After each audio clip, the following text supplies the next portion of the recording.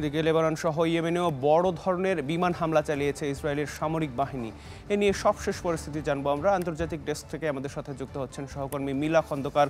মিলা, একটু জানতে চাই আপনার কাছে সবশেষ পরিস্থিতি কোন দিকে যাচ্ছে লেবানন পরিস্থিতি? জাতিক গেল 1 বছর ধরেই কিন্তু অগ্নিগর্ভ মধ্যপ্রাচ্য, তবে গেল 2 সপ্তাহের ঘটনা কিন্তু নাটকীয় পরিস্থিতিতে রূপ নিয়েছে। লেবাননে পূর্ণ শক্তি দিয়ে আগ্রাসন শুরু করেছে ইসরায়েল। গেল 24 ঘন্টায় নতুন করে বৈরুত, বেকাভেলি সহ সিদনে সবথেকে বেশি নতুন করে হামলা জোরদার হয়েছে। সেখানে কেবল সিদনেই গেল 24 ঘন্টায় 20 জনের বেশি নিহত হয়েছেন এবং 17-18 জনের বেশি কিন্তু আহতের খবর আমরা পেয়েছি। ইসরায়েলের পক্ষ থেকে বলা হচ্ছে যেই রুটগুলো দিয়ে ইরানি অস্ত্র পরিবহন করা হয় সেই রুটগুলো টার্গেট করে কিন্তু তারা হামলা জোরদার করেছে বেশি। স্থল অভিযানের হুমকিও কিন্তু এরই মধ্যে দেয়া হয়েছে।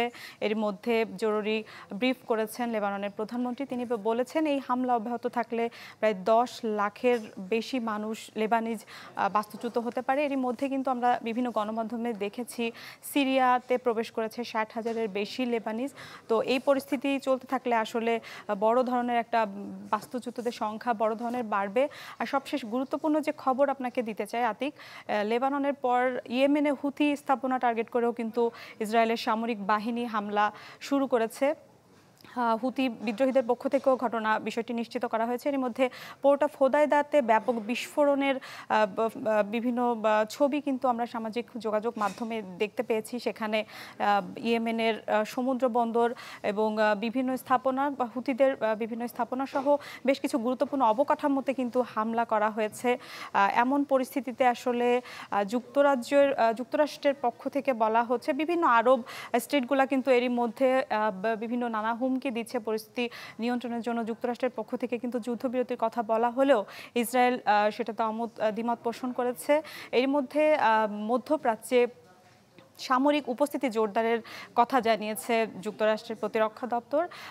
প্রতিরক্ষা সচিব লয়েড অস্টিন এর মধ্যে ব্রিফ করে তিনি জানিয়েছেন যে মধ্যপ্রাচ্যে বড় ধরনের সামরিক উপস্থিতি তারা দ্রুত জোরদার করবে। তবে সবকিছুর পরেও বলা হচ্ছে যুক্তরাষ্ট্র কিন্তু ওই মধ্যপ্রাচ্যের পরিস্থিতি নিয়ন্ত্রণে এখন পর্যন্ত ব্যর্থতার পরিচয় দিয়েছে। আর ভবিষ্যতে এখন যে পরিস্থিতি সেটার কথা বলা হচ্ছে যে বাইডেন যেহেতু তিনি আগামী ইলেকশনে দাঁড়াচ্ছেন না এবং আগামী জানুয়ারিতে কিন্তু তিনি নতুন প্রেসিডেন্টের কাছে ক্ষমতা হস্তান্তর করবেন। এই পরিস্থিতিতে আসলে এই সময়কালের মধ্যে আসলে এই মধ্যপ্রাচ্যের পরিস্থিতি নিয়ন্ত্রণে আসার কোনো সম্ভাবনা নাই। বিশেষজ্ঞরা বলছেন যে বরং এই যে ব্যর্থতা, যুক্তরাষ্ট্রের যে ব্যর্থতা, এই দায়ভার কিন্তু পরবর্তীতে যিনি মার্কিন প্রেসিডেন্ট হিসেবে দায়িত্ব নেবেন তাকেও কিন্তু এই দায়ভার বহন করতে হবে। আতিক।